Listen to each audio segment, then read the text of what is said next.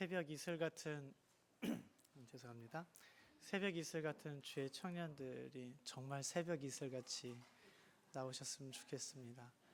아무것도 없는 어둠 가운데 아무것도 없는 공기 중에 아무것도 없는 것 같은데 풀잎 사이사이마다 하나씩 하나씩 맺히면서 그것이 커지고 햇빛이 비칠 때 영롱한 빛이 그 안에 머금고 있다는, 저는 새벽 이슬을 그렇게 생각합니다. 우리 청년들이 진짜 그런 청년들이 되셨으면 좋겠습니다. 네, 우리 샬롬, 우리 좌우에 계신 분들과 이렇게 인사했으면 좋겠습니다. 샬롬. 네, 원고로 헷갈렸습니다. 이렇게 한번 물어보셨으면 좋겠습니다. 당신에게 있어서 최고의 소원은 무엇입니까? 그리고 한번 물어보시고 대답해 보시겠어요?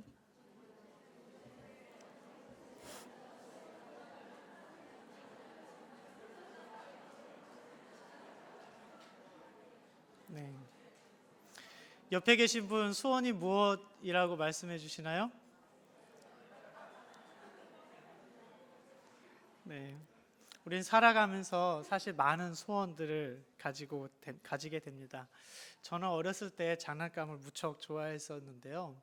네, 장난감 가게를 한번 지나간 적이 있었는데 어찌나 장난감 멋있고 좋은 장난감들이 많은지 그 장난감 가게에 있는 장난감을 모두 사는 것이 소원이었던 적이 있었습니다. 20살 무렵 때는 컴퓨터에 좀 많이 빠져 있었어요. 그래서 게임이나 뭐 영화들 이런 것들 다 모아보는 게 또 소원이었습니다. 그래서 네, 열심히 또 구하고 사고 그랬던 적도 있었습니다. 지금 소원이 무엇이냐고 누군가 저에게 물어본다면 제가 딱 하나 떠오르는 거는 주님께서 맡겨주신 이 일들을 좀 잘 해냈으면 좋겠다라는 소원이 있습니다.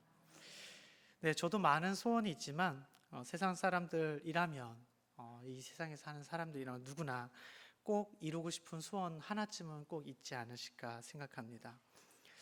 그 중에서 정말 중요한 소원이 하나 있었으면 좋겠는데요. 그리스도인으로서 가지고 있는 소원이 있었으면 좋겠습니다. 다시 한번 나눠보시겠어요? 옆에 분들과 그리스도인으로서 어떤 소원을 가지고 계십니까? 한번 물어봐 주시겠어요?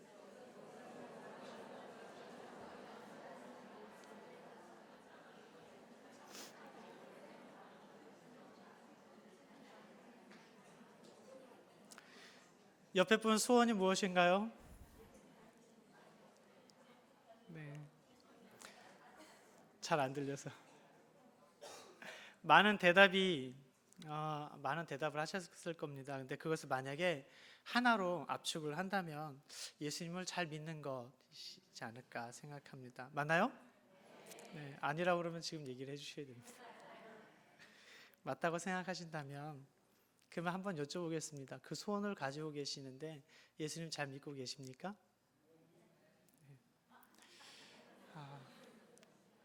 네, 너무나도 당연한 질문을 했을 때 당혹스러워합니다. 예수님 진짜 잘 믿고 계십니까? 오늘 우리에게 주신 이 말씀을 좀 깊이 묵상하면서 예수님을 잘 믿는다는 것이 어떤 것인지 한번 생각해보고 또 우리가 주님 앞에서 결단할 수 있는 시간이 되었으면 합니다. 오늘 우리가 읽은 이 본문은요, 다윗의 시라고 앞에 부제가 붙어 있습니다. 원래 시편은 한 편 한 편 독립적으로 존재하고 있었는데요, 대부분 제목이 없었다고 합니다. 그런데 바벨론 포로 시기 때 하나님의 말씀을 붙들었던 사람들이 있었는데요, 그 사람들에 의해서 단편적으로 돌아다니던 성경들이 하나로 묶이게 되었습니다. 그리고 종교개혁 이후 성서 연구가 열심히 되면서요, 이 시편들이 언제 기록되어졌고 누가 썼고 이런 것들이 확인되기 시작했습니다. 그래서 우리가 오늘 보는 성경처럼 앞에 부제들이 붙고 이런 상황이었습니다라는 내용들이 들어가게 되었습니다. 오늘 우리가 읽었던 27편, 20편은 다윗이 했는데 언제 하셨는지 혹시 아시는 분 계세요?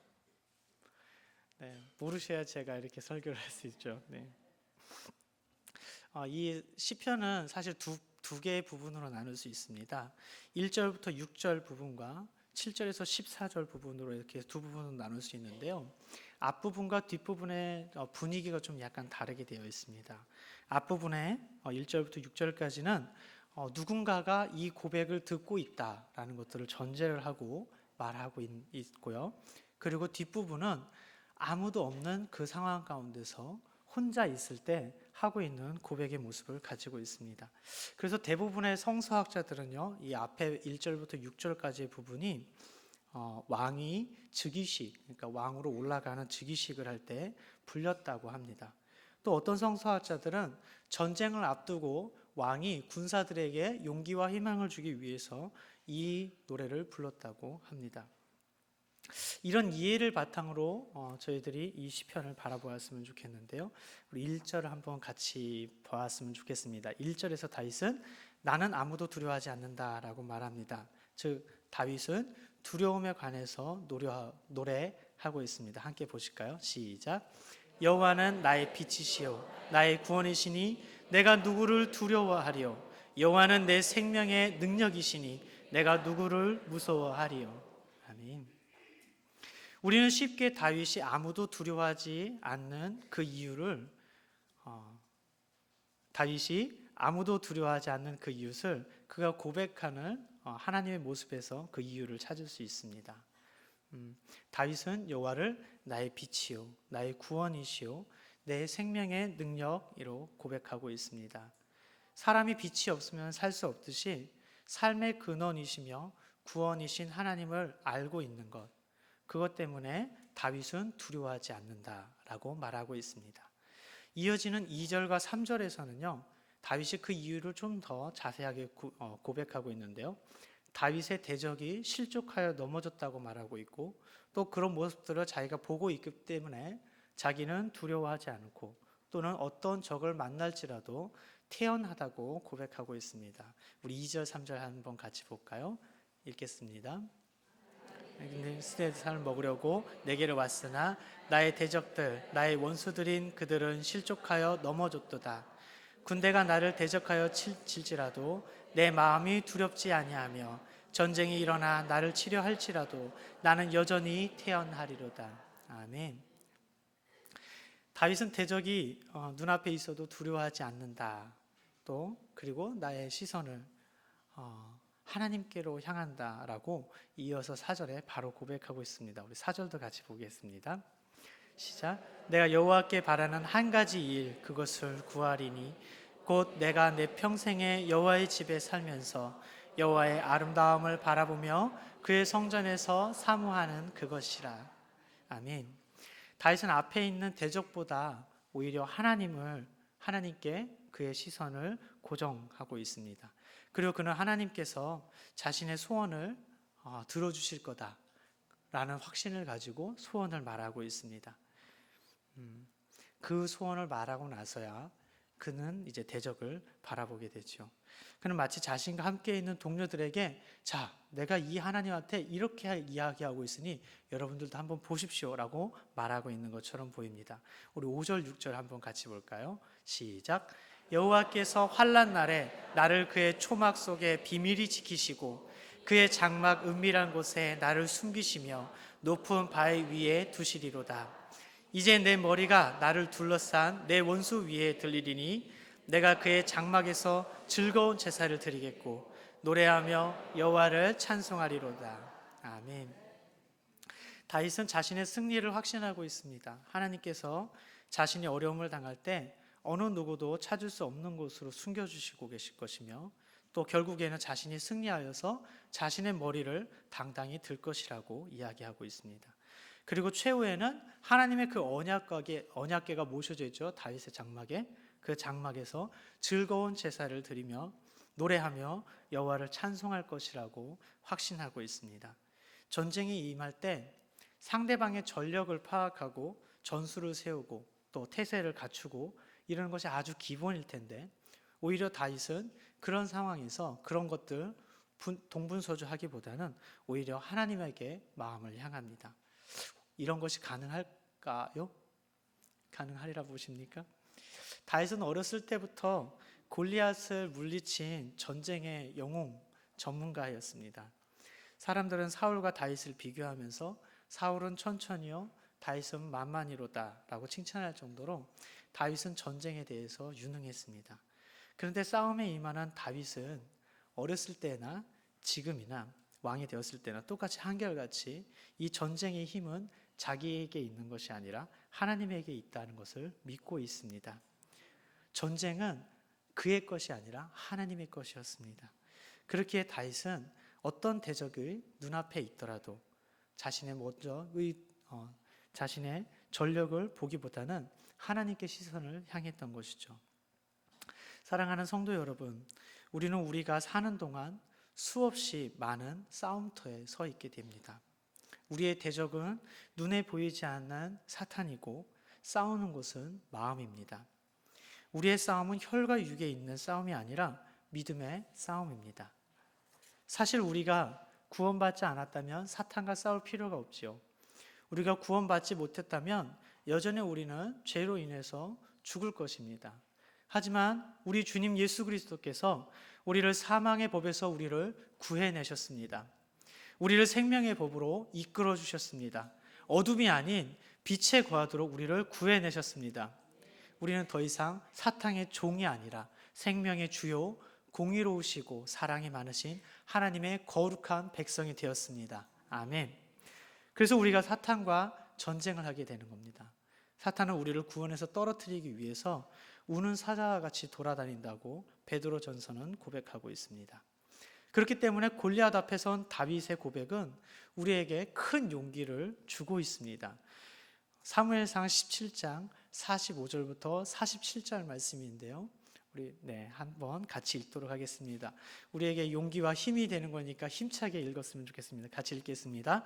다윗이 블레셋 사람에게 이르되 너는 칼과 창과 단창으로 내게 나아오거니와 나는 만군의 여호와의 이름 곧 내가 모욕하는 이스라엘 군대의 하나님의 이름으로 내게 나아가노라.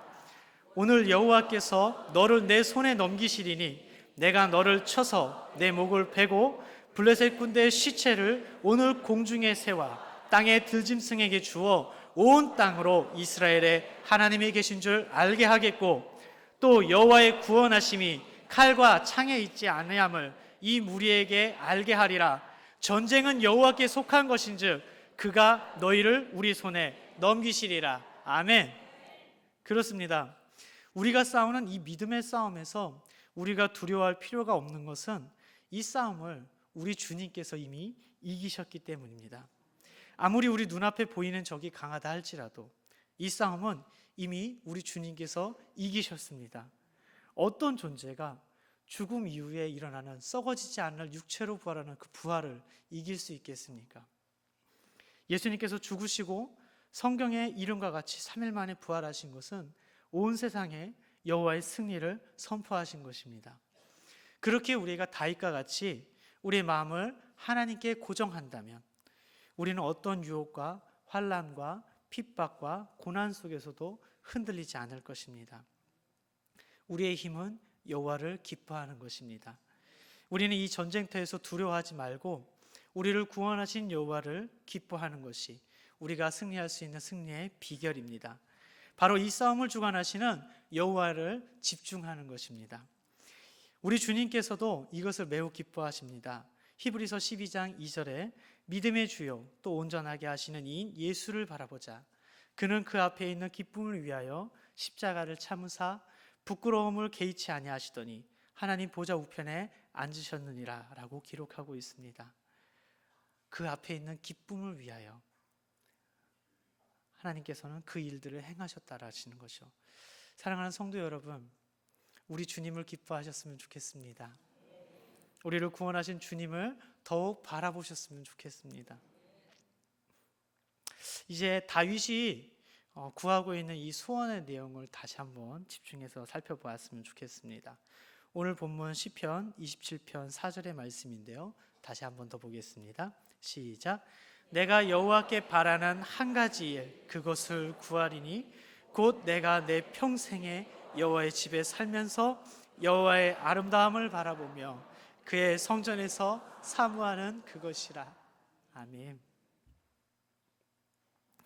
다윗이 구하는 것 one thing, 단 하나가 있습니다.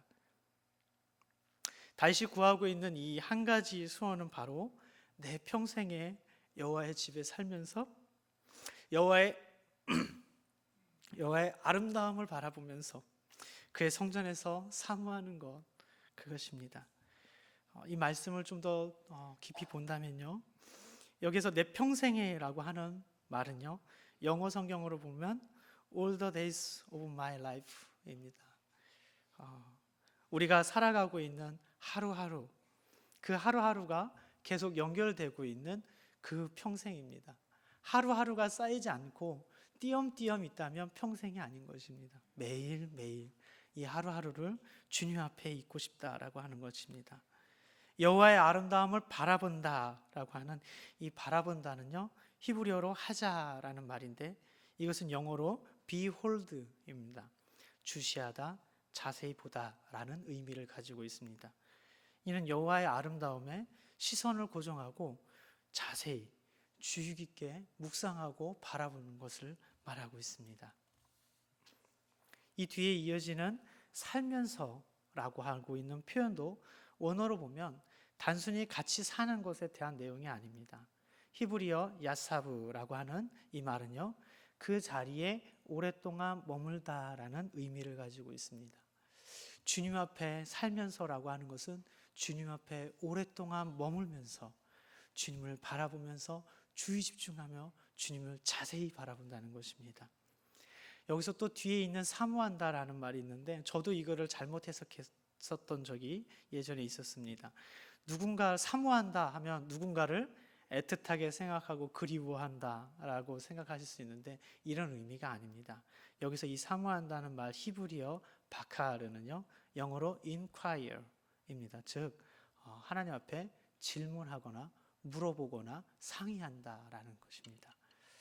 하나님 앞에 다윗이 물어보고 대답을 듣고 상의하고 있다고, 그것이 그의 소원이라고 말하는 것입니다. 그래서 이 구절의 의미를, 이 사절의 의미를 전체적으로 다시 정리해 보면 다윗이 바라고 있었던 그 소원이라는 것은 매일매일 하루하루를 하나님의 성전에 오랫동안 머물면서 여호와의 그 아름다움의 시선을 고정하고 하나님의 성전에서 하나님께 이것저것 물어보면서 살고 싶다라는 것이 그의 소원이었습니다. 하나님이 어떤 분이신지 그는 매일매일 보고 싶어 했습니다. 하나님께 이것저것 물어보는 것이 그에게 기쁨이었던 것 같습니다. 그리스도인인 우리들도 다윗과 같은 이런 소원을 가져야 되지 않겠습니까? 옛날에 어떤 말 주인이 여행을 떠나면서 대장장이에게 주문을 했습니다. 말편자를 만들어 달라 그랬는데요, 말편자를 하나 주면서 이것과 동일한 모양으로 100개를 만들어 주십시오 라고 이야기했습니다. 대장장이는 알겠노라고 말을 했고요, 말 주인이 여행을 돌아와서 그 만들어진 말편자를 보니 편자 모양이 다 제각각이었습니다. 그것도 마지막으로 만들었다고 하는 것은 모양과 크기가 처음 것과 전혀 달랐습니다. 말 주인이 어떻게 이렇게 되었느냐고 물었습니다. 그랬더니 이 대장장이는 자기도 도무지 모르겠다라고 이야기했습니다. 그래서 말 주인은 지금 다시 만들어 보십시오 라고 했습니다. 그래서 대장장이는 다시 말편자를 만들기 시작했습니다. 그리고 그것을 보았던 말 주인은 금방 그가 왜 그렇게 만들었는지 이유를 알 수 있게 되었습니다. 첫 번째 말편자를 만들고 나서 그 기준이 되었던 그 말편자를 가지고 다시 만들어야 되는데 그렇지 않고 첫 번째 만들어 놓은 말편자를 가지고 또 만들고, 그다음에 두 번째 만들어 놓은 말편자를 가지고 세 번째 것을 만들고, 네 번째 만들 것들을 만들 때 세 번째 것을 만든 것을 다시 듣는 것입니다. 그런 형식으로 하다 보니까 마지막 100개째에는 모양과 크기가 전혀 다른 말편자가 나왔던 것이죠. 기준이 되는 말편자가 하나이듯이 우리 그리스도인들이 바라봐야 할 목표는 예수 그리스도 한 분이어야 합니다. 이 외에 다른 것은 어떠한 것도, 또 우리가 바라보는 것은 어떠한 것도 있어서는 되면 안 됩니다. 예수님을 바라본다는 것이 무엇이냐고 물어보시는 분이 계신다면 저는 이렇게 대답해 드릴 것 같습니다. 항상 예수님을 생각하는 것입니다. 예수님은 지금 어디 계실까? 내 마음속일까? 아니면 내 마음 밖에 계실까? 예수님이 이런 상황에서 어떻게 하셨을까? 화를 내셨을까? 아니면 참으셨을까? 예수님이 이럴 때 어떤 마음을 하셨을까? 우셨을까? 답답해 하셨을까? 예수님이 가장 중요하게 여기셨던 것은 무엇이었었지? 사람이었나? 하나님이었나? 예수님이 하신 말씀이 무슨 뜻이었었지? 내가 오해하고 있는 것은 아닌가? 우리가 항상 주님을 생각한다면 우리의 말과 행동부터 아마 확연히 달라질 것입니다. 아무도 없이 혼자 있을 때의 모습, 우리의 모습과 주변에 다른 사람들이 있을 때의 모습이 같아질 것입니다. 우리가 겉으로 말하는 것과 우리 속에 품고 있는 생각이 같아질 것입니다. 지금도 우리는 영적 전쟁터에 서 있습니다. 그리고 우리에겐 우리를 지켜줄 성벽이 없는 것처럼 느껴지실 수 있습니다. 그러기에 지금 우리는 이 믿음의 기초를 다시 세워야 할 것입니다. 우리 앞에서 전쟁을 승리로 이끌고 계시는 우리의 예수님을 더욱 바라봐야 할 때입니다. 예수님이 어떤 싸움을 싸우셨고 예수님이 어떤 방법으로 승리하셨는지 우리가 더욱 자세하게 바라봐야 합니다. 그리고 예수님과 같은 방법으로 우리도 이 싸움을 이겨야 합니다. 아니, 이미 이긴 싸움이니 우리도 이길 수 있습니다.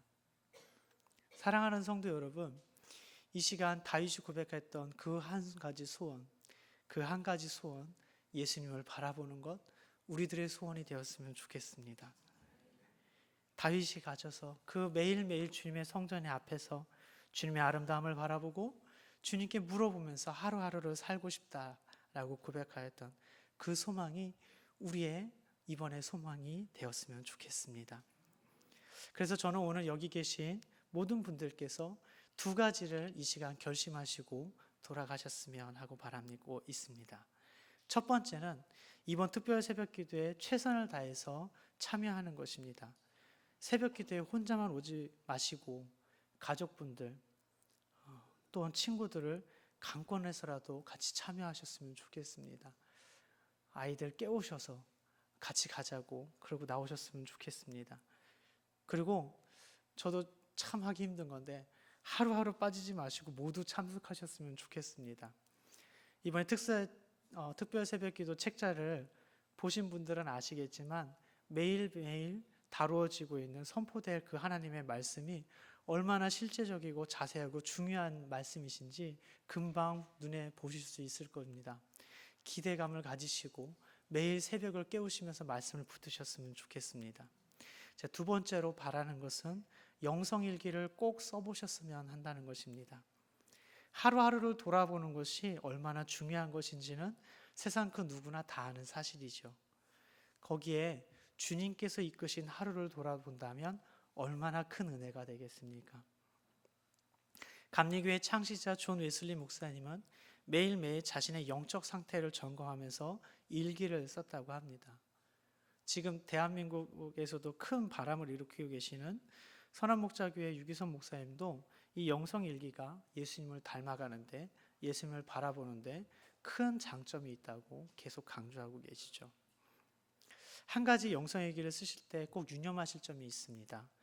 우리 자신의 이 영성일기라는 것은 우리 자신의 하루를 돌아보는 것에서 멈추는 것이 아니고 우리와 함께 하신 예수님에 대해 기록하여야 한다는 것입니다. 하루 동안 예수님을 어떻게 체험했는지, 예수님이 어떤 깨달음을 주시고 우리의 삶을 인도하셨는지 그것을 적는 것이 영성일기입니다. 영성일기를 적으시면서 우리의 삶 가운데 깊숙이 들어오셔서 우리에게 말씀하여 주시고 우리를 이끌어 주시는 그 예수님을 생생하게 느끼셨으면 좋겠습니다. 오늘 이 예배를 하시는 우리 사랑하시는 모든 내동교회 성도 여러분들께서 다윗과 같이 그 한 거룩한 소원을 가지셨으면 좋겠습니다. 그래서 오늘 예수님을 바라봄으로 이 세상을 살아갈 때에 두려움 없이 믿음으로 승리하시는 우리 모든 분들이 되셨으면 좋겠습니다. 우리 청년 여러분이 되셨으면 좋겠습니다. 기도하겠습니다.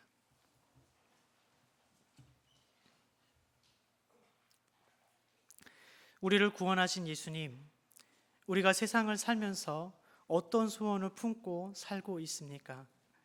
우리 마음의 소원을 명확하게 보게 하시고 우리의 소원이 주님을 바라보는 거룩한 소원이 되기를 원합니다.